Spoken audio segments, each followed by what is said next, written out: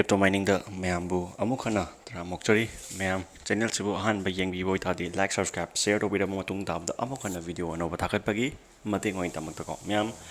khogi telegram ki poche telegram ki link se khogi channel haibonga then telegram ki discussion group haiba ani tho bane ko ahambada ina magi group to the 1000k saurogadi ain khalije monetize ta halaga give away de anu extra hena piba ngamnaba na khalam bane ado telegram gi thodo yam kan khangdami na ise ko ado group ta di yade bu poche to na yaraga di khoi gi telegram group ta yauri ba khoi gi community party khoi party sing myam loina ga di keno da telegram gi khoi gi channel du da tak kitang kano to san biramo join to san mingi oina ko just for name se ko tang join to san biramo hayeng monetize tawra kanda adugi potona hayeng loinamba giveaway the hena extra giveaway piba ngamna bako adumaina tawnaba thause bako hoi fare mayam khogi ngasi de khogi verda city gi oiba update macha amtang mayam da share tawjage tawbani verda city se tasema ki haira kadi ai di yam phajana di mind tawde ko adum kabu ningsang changbe wani haidi project myam ama cover up tawnaba hona banina tasema ki yam ningsang baje ngamdre bako aduna kabu tang wane ko verda city je hajik che aigon da hang ta di verda join tawbe matam se lairi bahar kadi laidre ko matam bodi laitre adubu heart and soul sinarga wakhan jaro sinarga nangna day 25 da listing ne basi boje ko october gi tang kun manga da listing ne do heart and soul sinarga noina claim tawjage khosage haragadi every 30 minute khuding claim kabu ya bane bako aduna noina claim tawjage hede phangdoi poche btc amasung verda token ne phangdoi je ko noina heart and soul sinarga claim tawjage haragadi kasu de kaiba leite adui da mangtadi noina join to adu makhata na mo kai haini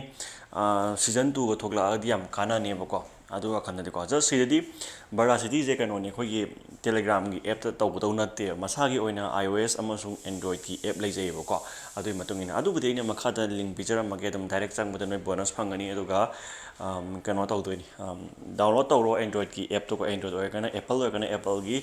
app to download tawbiro bako aduga dum noi dum email de resa tawro ga dum run tawba yarane bako adu bude ina takla ke game da ko smile yani verda gi se hojik to hida hai se listing on october 2044 and KYC for all user na haire bako KYC ju to wolo ne yarani listing ju naksale ko poche haire ise ko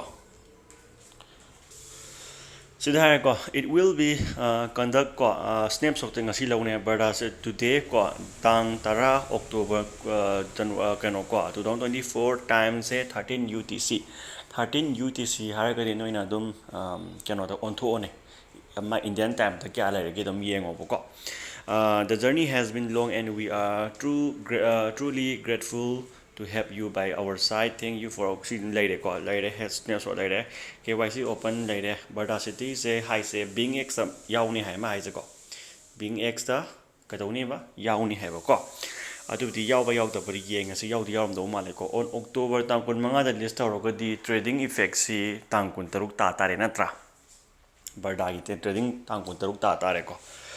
adu tare di officially si leire ko adu hana to ba yeng bullshit october gai yengasi ko ye verda gi si le si being x ni ko being x ki ni barsila verda tu sila to matam bau pi re to 14:21 hour 11 minute 23 second na ko verda gi se ko make supply si pirene yami he circulating supply di pi de ko market cap chu haidok te to budi white paper de lo yaw ni na tra white paper de das ni he ta re ha buy the pre trading the buy ju pi de 21 trading available my se 14 di adu di buy ju sita adu di pre trading se kano oi do ni ne mai je na dra tang kun manga se aduga kun manga gi something tang kun da trade aw ya han ba adu ta di adu oraga di si kano yarani adu oraga di si deposit yarani mai je deposit tang kun tar oi kun manga ra kun tar ka ni de mong da mo oi ni mai je ko verda gi si na dra adu oi do ne ko daily active potential growth lai re ko verda ge se to supply increase si lai re ko te yeng yaw preng oi di oram do ni aina hai se ain kan ba ko KYC important listing lai re ko ꯐꯔꯦ ꯑꯣꯏꯅꯤꯡꯕ ꯑꯣꯏꯖꯔꯁꯅꯨꯀꯣ ꯑꯣꯏꯅꯤꯡꯕ ꯑꯣꯏꯖꯔꯁꯨ ꯑꯗꯨꯕꯨꯗꯤ ꯑꯣꯏꯅꯤ ꯑꯩꯅ ꯈꯟꯕꯗꯀꯣ okay ꯁꯤ ꯂꯩꯔꯦ ꯕꯔꯗꯥꯗ ꯆꯪꯉꯁꯤ ꯕꯔꯗꯥꯗ mister ꯕꯔꯗꯥꯗ ꯆꯪꯉꯁꯤꯀꯣ ꯕꯔꯗꯥ ꯁꯤ ꯂꯩꯔꯦ ꯕꯔꯗꯥ ꯑꯦꯞꯁꯦ ꯁꯨꯃꯥꯏꯅ ꯂꯩꯔꯅꯤꯀꯣ ꯑꯩ ꯅꯦꯠ ꯇꯞꯄꯩ ꯃꯥꯜꯂꯦꯀꯣ ꯅꯦꯠ ꯇꯞꯄꯩ ꯃꯥꯜꯂꯤ ꯕꯔꯗꯥꯁꯦ ꯑꯩ ꯖꯤꯑꯣꯁꯦ ꯍꯧꯖꯤꯛ ꯑꯩꯈꯣꯏ ꯖꯤꯑꯣꯁꯦ ꯑꯗꯨꯝ ꯌꯥꯗ꯭ꯔꯦꯕꯀꯣ ꯐꯔꯛ ꯇꯥꯔꯦꯕ ꯖꯤꯑꯣ ꯁꯤ ꯂꯩꯔꯦ ꯕꯔꯗꯥꯁꯦꯀꯣ ꯌꯥꯔꯒꯗꯤ ꯅꯣꯏꯅ ꯐꯣꯀꯁ ꯇꯧꯗꯣꯏꯁꯦ ꯃꯦꯟ ꯐꯣꯀꯁꯁꯦ ꯀꯩꯅꯣꯅ ꯁꯤꯒꯤ ꯕꯔꯗꯥ ꯇꯣꯀꯟꯁꯤꯒ ꯁꯤ ꯕꯤ ꯇꯤ ꯁꯤꯗꯤ ꯌꯥꯝ ꯀꯟꯅ ꯐꯣꯀꯁ ꯇꯧꯔꯣꯅꯣ ꯁꯨꯝ ꯕꯤ ꯇꯤ ꯁꯤꯗꯤ ꯃꯣꯏꯅ ꯁꯨꯝ ꯃꯣꯏꯒꯤ ꯇꯣꯀꯟ ꯀ꯭ꯂꯦꯝ ꯇꯧꯕꯤꯕꯩ ꯃꯣꯏꯅ ꯁꯨꯝ ꯄꯤꯕꯩ ꯋꯥꯅꯦꯕꯀꯣ ꯍꯥꯏꯗꯤ ꯕꯤ ꯇꯤ ꯁꯤꯁꯨ ꯍꯌꯦꯡ ꯀꯥꯏꯊꯣꯛꯄ ꯌꯥꯅꯤꯀꯣ ꯌꯥꯔꯣꯏ ꯍꯥꯏꯕ ꯅꯠꯇꯦꯀꯣ ꯃꯔꯨꯑꯣꯏꯅ ꯕꯔꯗꯥꯁꯦ ꯃꯦꯛꯁꯤꯃꯝꯗ ꯅꯣꯏ ꯂꯩꯍꯟꯗꯣꯏꯁꯦ 10K 13K 14K 20K 50 ꯌꯥꯝꯃꯤꯕ ꯌꯥꯝ ꯌꯥꯔꯦꯀꯣ ꯁꯤꯗꯤ ꯑꯩ ꯁꯨꯡꯃꯦꯠ ꯃꯦꯠꯇꯕꯒꯤꯅꯤꯀꯣ ꯑꯩ ꯁꯨꯡꯃꯦꯠ ꯇꯁꯦꯡꯅ ꯍꯥꯏꯁꯦ ꯑꯩ ꯁꯨꯡꯃꯦꯠ ꯃꯦꯠꯇꯦ ꯑꯗꯨꯅꯅꯤꯀꯣ ꯅꯣꯏꯅ ꯑꯗꯣ ꯍꯧꯖꯤꯛꯁꯦ ꯅꯣꯏꯅ ꯃꯦꯠꯀꯦꯗꯤ ꯌꯥꯏꯀꯣ ꯁꯤꯗ ꯃꯦꯠꯄ ꯌꯥꯎꯕꯅꯤꯀꯣ ꯁꯤꯗ ꯃꯦꯠꯄ ꯌꯥꯕꯅꯤꯀꯣ ꯑꯩꯅ ꯃꯦꯠꯇꯕꯩꯅꯤ ꯁꯤꯗꯤ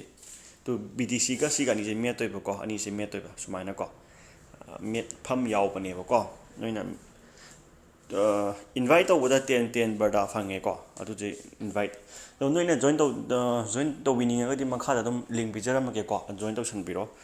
ꯑꯗꯨꯒ ꯃꯥꯒꯤ ꯋꯥꯏꯠ ꯄꯦꯄꯔ ꯀꯩꯀꯥꯗꯣ ꯌꯦꯡꯒꯦ ꯇꯧꯕꯅꯤ ꯅꯦꯠꯁꯤꯅ ꯕꯦꯔꯥ ꯂꯩꯔꯦꯅ ꯇꯧꯔꯤꯁꯦ ꯑꯩꯁꯦ ꯑꯦꯀꯥꯎꯟ ꯂꯩꯔꯦ ꯑꯣꯐꯤꯁꯤꯌꯦꯜ ꯑꯦꯀꯥꯎꯟ ꯂꯩꯔꯦ ꯁꯣꯁꯤꯌꯦꯜ ꯃꯦꯗꯤꯌꯥ ꯁꯤꯗ ꯌꯥꯎꯔꯝꯒꯅꯤ ꯕꯔꯗꯥ ꯋꯥꯏꯠ ꯄꯦꯄꯔ ꯌꯥꯎꯔꯦꯇꯣ ꯕꯔꯗꯥ ꯋꯥꯏꯠ ꯄꯦꯄꯔ ꯌꯥꯎꯔꯦꯀꯣ ꯋꯥꯏꯠ ꯄꯦꯄꯔꯗ ꯃꯥꯒꯤ ꯇꯣꯀꯟꯒꯤ ꯀꯩꯅꯣ ꯌꯦꯡꯒꯦ ꯇꯧꯕꯅꯤ ꯇꯣꯀꯣꯅꯣꯃꯤꯛꯁ ꯆꯪꯕꯨ ꯌꯦꯡꯒꯦ ꯇꯧꯕꯅꯤ ꯇꯣꯀꯣꯅꯣꯃꯤꯛꯁꯦ ꯔꯣꯗ ꯃꯦꯞ ꯌꯥꯎꯔꯦꯀꯣ ꯁꯤꯗ ꯇꯣꯀꯣꯅꯣꯃꯤꯛꯁ ꯂꯩꯔꯦ ꯇꯣꯀꯣꯅꯣꯃꯤꯛꯁ ꯁꯤ ꯌꯥꯎꯔꯦꯀꯣ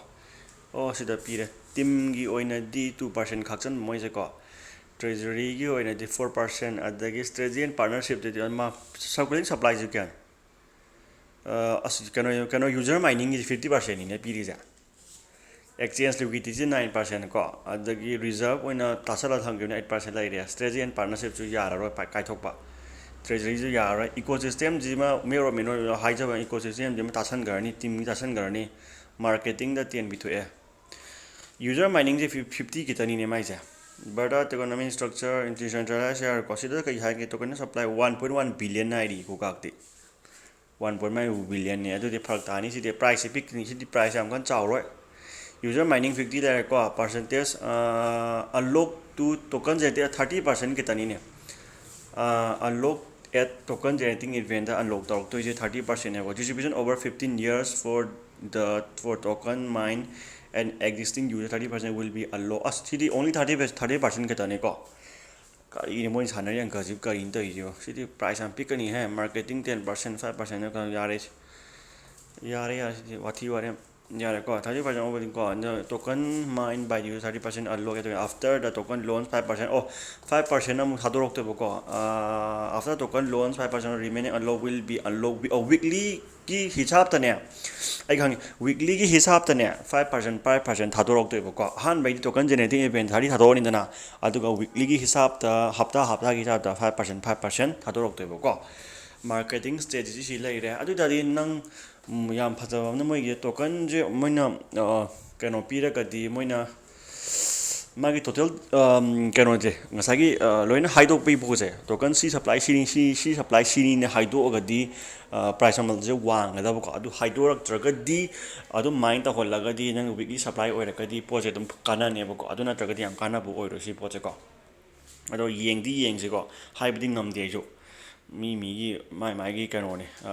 ꯄ꯭ꯔꯣꯖꯦꯛꯀꯤ ꯃꯈꯥ ꯄꯣꯜꯂꯦꯀꯣ ꯑꯩꯒꯤ ꯇꯤꯝꯗ ꯃꯥꯏꯟꯁꯦ ꯌꯥꯝ ꯀꯟꯅ ꯇꯧꯗ꯭ꯔꯦꯅꯦꯀꯣ ꯇꯤꯝ ꯄꯥꯔꯇꯤꯁꯤꯡꯗ ꯃꯥꯏꯟ ꯇꯧꯕꯤꯔꯛꯑꯣ ꯃꯥꯏꯟ ꯇꯧꯗ꯭ꯔꯗꯤ ꯀꯥꯟꯅꯔꯔꯣꯏꯀꯣ ꯂꯣꯏ ꯃꯥꯡꯉꯅꯤ ꯇꯣꯀꯟꯁꯤꯡꯗꯣ ꯑꯗꯣ ꯃꯌꯥꯝ ꯍꯧꯖꯤꯛ ꯃꯥꯏꯟ ꯇꯧꯕꯤꯅꯤꯡꯕꯁꯤꯡ ꯑꯗꯨꯝ ꯇꯧꯕꯤꯕ ꯌꯥꯏꯀꯣ ꯄꯋꯥꯔ ꯑꯦꯛꯆꯦꯟꯖꯀꯤ ꯂꯩꯔꯦ ꯍꯧꯖꯤꯛꯇꯣꯀꯣ ꯃꯥꯏꯟ ꯇꯧꯕꯤꯅꯤꯡꯕꯁꯤꯡ ꯑꯗꯨꯝ ꯃꯥꯏꯟ ꯇꯧꯕꯤꯕ ꯌꯥꯔꯦꯀꯣ ꯑꯗꯣ ꯃꯇꯝꯗꯤ ꯂꯩꯇ꯭ꯔꯦ ꯅꯨꯃꯤꯠ 10ꯃꯨꯛꯇ ꯉꯥꯏꯔꯝꯃꯅꯤꯀꯣ 15ꯃꯨꯛꯇ ꯉꯥꯏꯔꯕ꯭ꯔꯥ ꯈꯪꯗ꯭ꯔꯦꯀꯣ ꯑꯗꯨꯃꯥꯏꯅ ꯉꯥꯏꯔꯝꯃꯅꯤ ꯑꯗꯣ ꯃꯌꯥꯝ ꯁꯤꯅꯤ ꯕꯔꯗꯥꯒꯤ ꯑꯞꯗꯦꯠ ꯍꯥꯏꯕꯕꯨ ꯃꯌꯥꯝꯅꯀꯣ ꯑꯗꯣ ꯃꯌꯥꯝ ꯂꯣꯏꯔꯝꯗꯥꯏꯁꯤꯗ ꯃꯔꯛ ꯊꯠꯅ ꯑꯩꯈꯣꯏ ꯇꯦꯂꯤꯒ꯭ꯔꯥꯝꯒꯤ ꯆꯦꯅꯦꯜꯗꯣ ꯃꯌꯥꯝ ꯀꯣ ꯑꯝꯇ ꯅꯤꯡꯁꯤꯡꯕꯤꯌꯨ ꯑꯝꯇ ꯁꯣꯏꯗꯅ ꯖꯣꯏꯟ ꯇꯧꯁꯟꯕꯤꯔꯛꯑꯣ ꯀꯩꯝ ꯀꯥꯟꯅꯗ꯭ꯔꯦ ꯅꯠꯇ꯭ꯔꯗꯤ ꯇꯦꯂꯤꯒ꯭ꯔꯥꯝ ꯆꯦꯅꯦꯜ ꯍꯥꯡꯉꯨꯕꯒꯤ ꯒ꯭ꯔꯨꯞ ꯍꯥꯡꯉꯨꯕꯒꯤ ꯗꯤꯁꯀꯁꯟ ꯒ꯭ꯔꯨꯞ ꯑꯣꯏꯅꯗꯤ ꯍꯣꯏ ꯂꯩꯔꯦ ꯃꯌꯥꯝꯒꯤꯗꯃꯛꯇ ꯀꯥꯟꯅꯕ ꯇꯥꯊꯣꯛ ꯇꯥꯁꯤꯟꯒꯤ ꯂꯩꯔꯦꯀꯣ ꯑꯗꯣ ꯃꯌꯥꯝꯒꯤ ꯃꯦꯖꯣꯔꯤꯇꯤꯒꯤ ꯄꯋꯥꯔꯗꯣ ꯐꯪꯗ꯭ꯔꯦꯕ ꯇꯦꯂꯤꯒ꯭ꯔꯥꯝ ꯆꯦꯅꯦꯜ ꯌꯥꯎꯗ꯭ꯔꯕꯅꯤ나 ꯖꯁ ꯑꯩ ꯇꯦꯂꯤꯒ꯭ꯔꯥꯝ ꯆꯦꯅꯦꯜꯗ ꯀꯩꯝ ꯍꯥꯏꯖꯔꯣꯏ ꯃꯌꯥꯝꯅ ꯖꯁ ꯃꯤꯡꯒꯤ ꯑꯣꯏꯅ ꯖꯣꯏꯟ ꯇꯛ ꯇꯧꯁꯟꯕꯤꯔꯝꯃꯨ ꯂꯣꯏꯔꯦ ꯑꯗꯨꯅ ꯍꯌꯦꯡ ꯐꯪꯉꯛꯄ ꯃꯥꯏ ꯔꯤꯚꯤꯅ꯭ꯌꯨꯗꯣ 1000ꯗ ꯐꯪꯗꯣꯏꯅꯦꯕꯀꯣ ꯔꯤꯚꯤꯅ꯭ꯌꯨ ꯐꯪꯉꯛꯄꯗꯨꯅ ꯍꯌꯦꯡ ꯒꯤꯐ ꯑꯋꯦꯗ ꯍꯦꯟꯅ ꯍꯥꯞꯆꯤꯟꯒꯦꯕ ꯍꯥꯞꯆꯟꯕꯁꯨ ꯑꯣꯏꯁꯤ ꯍꯥꯞꯆꯟꯖꯩꯕꯀꯣ ꯑꯗꯨꯃꯥꯏꯅ ꯑꯗꯨꯒꯤ ꯃꯇꯦꯡꯗꯨꯗꯪ ꯃꯌꯥꯝꯅ ꯑꯗꯨꯝ ꯃꯇꯦꯡ ꯄꯥꯡꯕꯤꯔꯣ ꯑꯗꯨꯒ ꯃꯌꯥꯝꯗ ꯑꯗꯨꯝ ꯑꯩꯈꯣꯏꯅ ꯅꯩꯔꯁꯦ ꯄꯣꯠꯁꯦꯀꯣ ꯑꯗꯨꯝꯇꯪ ꯅꯩꯊꯔꯁꯦ ꯐꯔꯦ ꯃꯌꯥꯝ ꯚꯤꯗꯤꯑꯣꯁꯦ ꯑꯇꯣꯞ ꯑꯇꯣꯞꯄ ꯃꯌꯥꯝꯁꯨ ꯁꯦꯝꯒꯗꯕ ꯃꯌꯥꯝ ꯂꯩꯔꯕꯅꯤꯅꯀꯣ ꯑꯗꯣ ꯂꯣꯏꯁꯤꯟꯖꯔꯒꯦ ꯃꯌꯥꯝ ꯖꯣꯏꯟ ꯇꯧꯕꯤꯅꯤꯡꯕꯁꯤꯡ ꯑꯗꯨꯝ ꯃꯈꯥꯗ ꯖꯣꯏꯟ ꯇꯧꯁꯟꯕꯤꯔꯝꯃꯣ ꯑꯗꯨꯒ ꯃꯇꯝꯕꯨꯗꯤ ꯂꯩꯇ꯭ꯔꯦꯀꯣ ꯁꯤꯅꯤ ꯑꯗꯣ ꯃꯥꯒꯤ ꯄ꯭ꯔꯥꯏꯁꯁꯦ ꯍꯥꯏꯕꯨ ꯍꯥꯏꯔꯒꯗꯤ ꯑꯩꯗꯤ 0.00ꯅ ꯍꯧꯗꯧ ꯃꯥꯜꯂꯦꯀꯣ 0.00ꯅ ꯍꯧꯔꯛꯇꯧ ꯃꯥꯜꯂꯦꯀꯣ ꯑꯗꯣ ꯌꯦꯡꯉꯁꯤ ꯍꯦꯟꯅꯗꯤ ꯐꯅꯕꯗꯤ ꯍꯣꯠꯅꯔꯁꯤ ꯃꯌꯥꯝ thank you and good night